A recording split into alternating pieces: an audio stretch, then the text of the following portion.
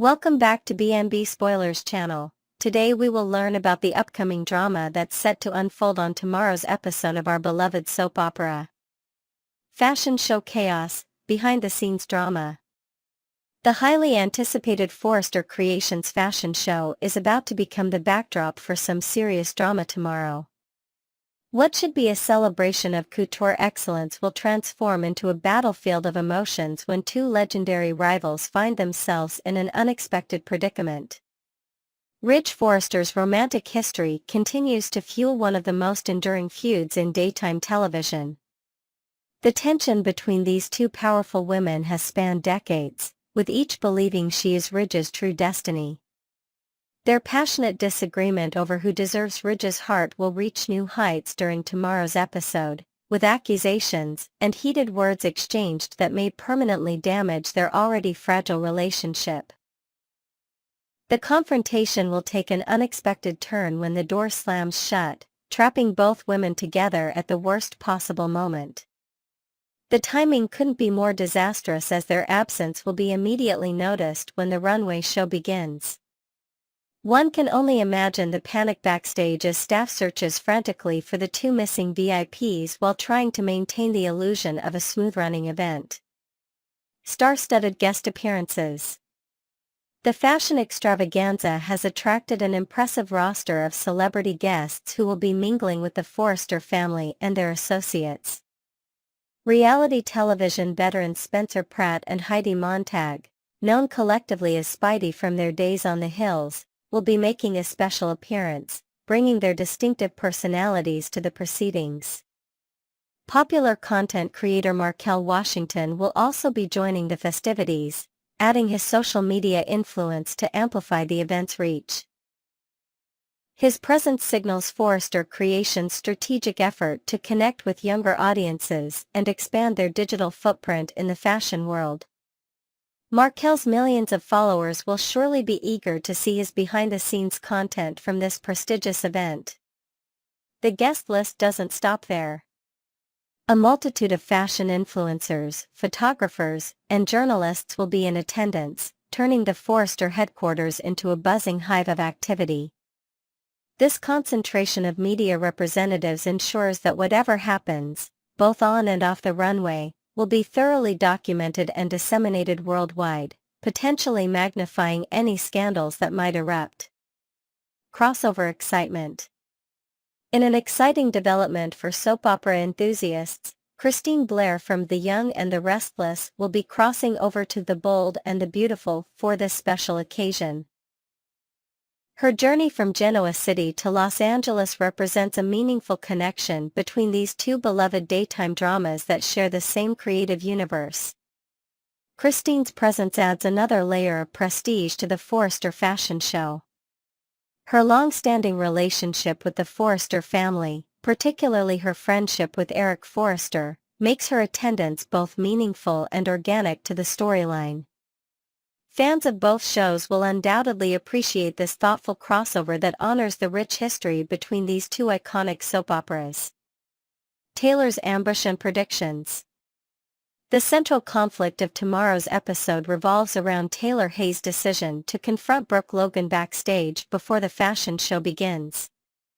What starts as a deliberate ambush will quickly devolve into an unplanned imprisonment when Taylor inadvertently traps them both behind a locked door. Before this mishap occurs, Taylor will continue to assert her conviction that Ridge's future lies with her, not Brooke. These bold predictions will further aggravate the already strained relationship between these longtime rivals. Taylor's confidence may stem from recent interactions with Ridge that have given her renewed hope, or perhaps from her professional psychological insights that lead her to believe Brooke's relationship with Ridge is fundamentally unstable. Forrester Family Spotlight. The fashion show will prominently feature several key Forrester family members and associates. Steffy Forrester, continuing her father's legacy, will be at the helm of this major event, showcasing her growing influence in the family business. Will Spencer and Electra Forrester will also play significant roles, highlighting the next generation's integration into the Forrester dynasty. Eric Forrester, the patriarch and founding designer, will proudly present his latest couture collection. This event represents not just a business milestone but a personal triumph for Eric, who continues to demonstrate his creative brilliance and enduring relevance in the fashion world despite the challenges he has faced over the years. Escalating conflict. As the week progresses toward its conclusion, viewers can expect the confrontation between Brooke and Taylor to intensify dramatically. What begins as verbal sparring may evolve into something more serious as their forced confinement stretches on, with emotions running high and escape seemingly impossible. The irony of their situation, two women who have spent decades trying to avoid sharing Ridge now unable to escape each other's company, creates a perfect pressure cooker for explosive revelations and potentially life-changing conversations. Will this unexpected isolation force them to finally address their decades-long rivalry honestly? Or will it only deepen the divide between them? One thing is certain.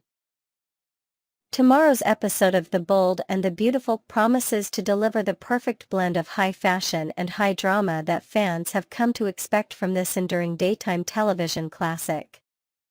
The collision of personal vendettas against the backdrop of a prestigious industry event creates the perfect storm for unforgettable soap opera moments. Next, we will learn about the heart-wrenching developments surrounding Liam Spencer's shocking medical diagnosis and the emotional ripple effects spreading through the lives of everyone connected to him. Hope's heartbreak and Carter's desperate plea. The evening air hangs heavy with tension at Brooke's residence, where a profound conversation unfolds between Hope Logan and Carter Walton. With the door left carelessly ajar, perhaps a subconscious invitation for reconciliation, Carter seizes the opportunity to make an unannounced appearance in Hope's sanctuary. His voice carries the weight of genuine longing as he confesses, "I had to see you. I miss you, Hope." Hope, maintaining her composure despite the emotional turmoil brewing within, deflects his intensity by referencing tomorrow's prestigious event at Forrester Creations. "I heard it's a big day at Forrester tomorrow," she remarks with deliberate casualness, what with Eric and Ridge's couture fashion show. This strategic pivot reveals her reluctance to immediately address the fractured foundation of their relationship. Carter's expression crumbles at her detachment. The fashion show, normally a source of excitement and pride, now only serves as a painful reminder of Hope's absence from the Forrester spotlight. "I hate that you're not part of it," he admits, his voice dropping an octave lower as he adds with unmistakable sincerity, "Even more, I hate being apart from you." The living room, decorated in Brooke's signature elegant style with family photos prominently displayed, becomes the stage for this emotional standoff. Hope's fingers nervously trace the edge of a throw pillow as she acknowledges his persistence. "I appreciate you fighting for us," she concedes, before delivering the crushing blow, "but you didn't fight when it mattered most." Carter's protestations bounce off the invisible wall Hope has constructed around her wounded heart. His plea for understanding, "What if you could see where I'm coming from?" falls on ears deafened by disappointment. His apology for letting her down seems hollow against the backdrop of their shared history. Hope's response cuts through his excuses with surgical precision. Standing near the fireplace where photos of her daughter Beth remind her of what true commitment looks like, she articulates her profound disillusionment. "You let me down and hurt me when all I did was try to support your dream." The devastating finale to her statement, "I trusted you probably more than any other man before," reveals the true depth of her heartbreak, particularly significant given her complicated history with Liam Spencer. Deacon's matchmaking and Sheila's reaction. Meanwhile, the dimly lit back room of Il Giardino becomes the unlikely setting for a conspiratorial conversation between two of Los Angeles's most notorious troublemakers.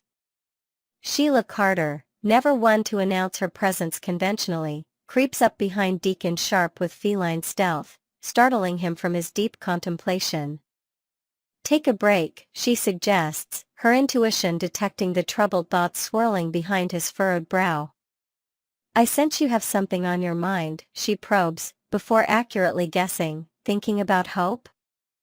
Deacon's affirmative nod confirms her suspicion, but he elaborates that his thoughts encompass more than just his daughter, they extend to the guy who betrayed her. The storage shelves stacked with wine bottles and restaurant supplies form a stark backdrop to his paternal anguish as he laments Hope's misfortune in love. Hope finally thought she'd found a partner that she could trust, he sighs, before making a telling comparison. If it had been Liam instead of Carter, he'd have stood up for Hope. Sheila's eyebrows arch with intrigue when Deacon reveals his vigilante justice, a visit to Carter at Forrester that culminated in physical confrontation. I took matters into my own fists, Deacon admits without remorse, his knuckles still bearing the faint evidence of the altercation. Carter had it coming, he adds defiantly. Sheila's question about whether Carter took the hint reveals her own propensity for intimidation tactics. Deacon's response, I hope he did. Followed by his vehement declaration, I don't want Carter near my daughter ever again, demonstrates the fierce protectiveness that occasionally punctuates his otherwise checkered history as a father. The conversation takes an unexpected turn when Deacon expresses his dormant hope for a Hope-Liam reconciliation. I wouldn't mind if she got back with Liam, he confesses, leaning against a metal shelf. I think he's matured and is ready to be the man Hope wants him to be. His assessment of Liam's growth speaks volumes about Deacon's own journey toward understanding what constitutes a worthy partner. Sheila's careful response, they do share a child, acknowledges the permanent connection between Hope and Liam through their daughter Beth, while her visible cringe at Deacon's admission of already mentioning this to Hope reveals her awareness of the delicate timing. She just broke up with Carter, Sheila reminds him, her tone suggesting that matchmaking efforts might be premature. Deacon's closing sentiment, I don't know if she'll have a happily ever after with Liam, but she deserves to find out, carries a poignant irony that neither character can yet comprehend, given Liam's devastating medical diagnosis unfolding across town. Liam's denial and Kelly's precious moments. The Cliff House, perched on the edge of Malibu's breathtaking coastline, becomes the epicenter of emotional devastation as Liam Spencer confronts an unthinkable reality. The usually confident and articulate Liam finds himself reduced to stammering disbelief upon hearing Steffi's revelation. I'm dying, he questions, his voice cracking before immediately retreating to denial. I'm not dying. Steffi's confirmation that the information came directly from Finn, a respected physician and her husband, lends crushing credibility to the diagnosis. The panoramic ocean view visible through the expansive windows stands in stark contrast to the claustrophobic feeling closing in on Liam as his world implodes. Meanwhile, in Kelly's bedroom, a sanctuary of childhood innocence decorated with unicorns and fairy lights, a moment of extraordinary tenderness unfolds, made all the more heartbreaking by the adult's awareness of its significance. Kelly's delight at receiving double bedtime attention, I'm getting tucked in twice, once by my dad and once by Finn, captures the beautiful complexity of blended family dynamics. The little girl's animated recollection of dancing with her father in the living room earlier that evening glows with the magic of perfect childhood memories. My dad is the best, she declares with absolute certainty, unwittingly delivering a statement that will soon become a precious memento of this time. Finn, demonstrating remarkable emotional intelligence and compassion, seizes this opportunity to underscore the significance of father-daughter bonds. His gentle assurance that, no matter what, the bond between a dad and his daughter is always there carries layers of meaning that transcend the immediate moment. His poignant observation, a memory like that is something you'll carry with you for the rest of your life, becomes almost unbearably moving in light of Liam's diagnosis. When Finn adds, when you're an old grandma, you'll think back on how special your dad made this night, he's gifting Kelly with a framework for preserving Liam's legacy long after he may be gone. Kelly's innocent declaration that it was better than going to the dance and that her dad always comes through for her crystallizes the success of Liam's efforts to create a meaningful alternative to the school dance he couldn't attend. Perhaps driven by his unconscious awareness that his time with her is precious and finite. The conversation takes a touching turn when Kelly acknowledges her fortunate position. "I'm lucky to have two daddies." Finn's humble response, that he's honored to be her stepdad but could never replace her dad, followed by his recognition that she's been blessed with an extraordinary father, exemplifies the best of blended family relationships. Kelly's innocent smile in response to Liam's promise that he'll never leave her creates a moment of devastating dramatic irony, as viewers recognize the likely impossibility of that promise being fulfilled in the literal sense. The devastating diagnosis revealed. Back in the living room, with Kelly safely tucked away in dreams, the adult conversation resumes its grim trajectory. Liam's desperate question, "Are you pranking me?" reveals his mind's frantic search for any alternative explanation. Steffi's response delivers the crushing specifics. "They found a mass on your brain scan, it's inoperable." Her choice to be the messenger, "I thought you should hear it from me," speaks volumes about their enduring connection despite their romantic relationship having ended.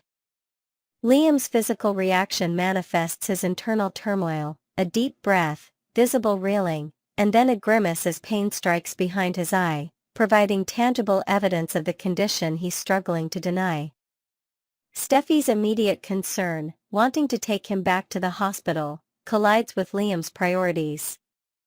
His statement that he needed to be there tonight reveals his instinctive understanding of what matters most in the face of mortality, precious moments with his daughter. Steffi's tearful insistence that he can't put himself in jeopardy meets Liam's continued denial, "I'm not dying, Steffi." His reference to modern medicine and his insistence that they can do anything nowadays reflects the universal first stage of grief, denial. As he grasps for hope against the stark reality Steffi has presented. Steffi's response, a simple head shake accompanied by fresh tears, conveys more than words could about the certainty and severity of his condition. The ocean waves crashing against the cliffs outside serve as a perfect metaphor for the relentless reality washing away Liam's foundations of denial. As this devastating revelation unfolds in the cliff house, viewers are left to contemplate the ripple effects this diagnosis will have across the canvas of characters, particularly on Hope, who remains unaware that her former husband and co-parent faces a terminal diagnosis even as she navigates the fresh wounds of betrayal from Carter. The juxtaposition of these simultaneous storylines, Hope's broken trust and Liam's broken health, creates a powerful dramatic tension that will inevitably draw these characters back into each other's orbits. Deacon's casual matchmaking suddenly takes on prophetic dimensions, as circumstances beyond anyone's control may indeed reunite Hope and Liam, though under the most tragic of circumstances. This web of interconnected lives, spanning generations from young Kelly to grandparents like Eric Forrester, reminds us that in the world of the bold and the beautiful, no joy or sorrow exists in isolation. Each diagnosis, betrayal, reconciliation, or promise reverberates through the extended family networks that form the beating heart of this enduring drama. As viewers, we're left to wonder, will Hope learn of Liam's condition before it's too late? Will this crisis bring healing to their fractured relationship? And how will young Kelly cope with the potential loss of her beloved father? These questions hang suspended in dramatic tension, awaiting resolution in the episodes to come.